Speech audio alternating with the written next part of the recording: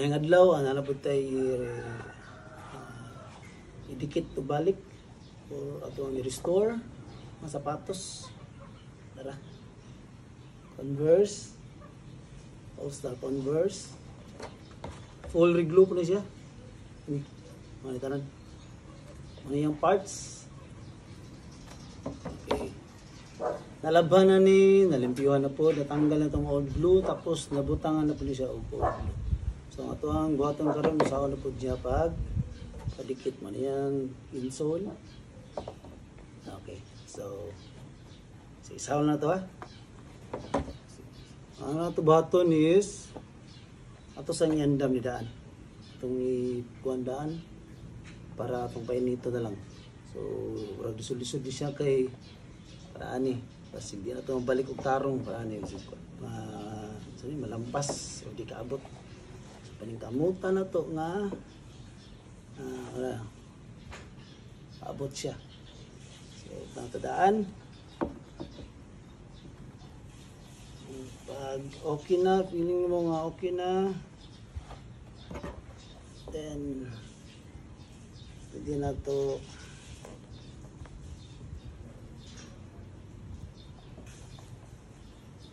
klaro daan kay bisang palpak ta. So, ito lang ipitan. Clamp gamay. Yan. Plaster. Okay. Tapos, atong painitan. Okay. So, tara. Gamit ang blower or heater. Okay. Sigda na ito.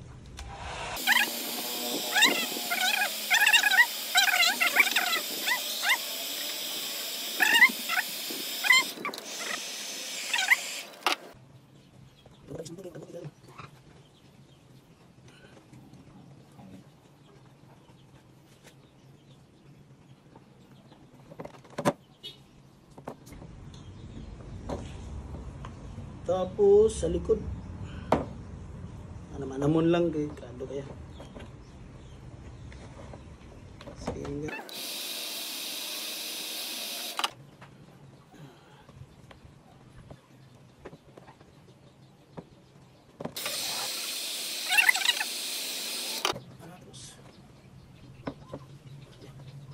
Yes.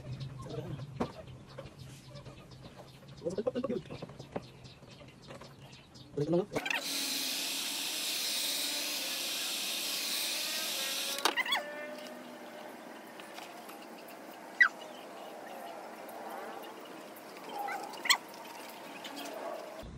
Tapos susunod.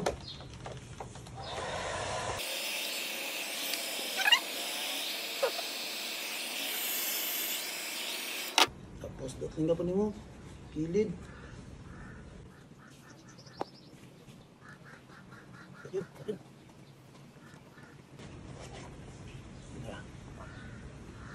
Pilit na kayo na siya. Then, analyze kilid.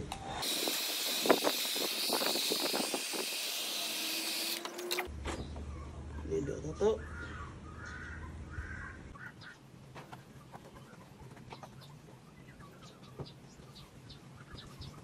Okay.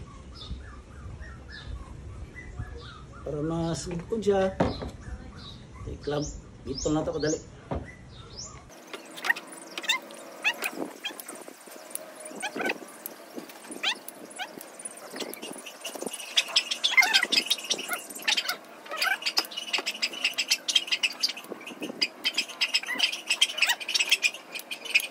Okay. So, okay na. Pulido. So, then nag-install.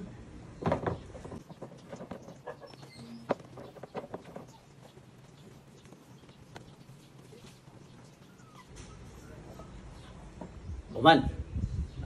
Okay. So, mana na itong pilit ang duha, no? So, okay na. Natura siya ka. Dali. Dali ba? Lisod. Lisod. Okay.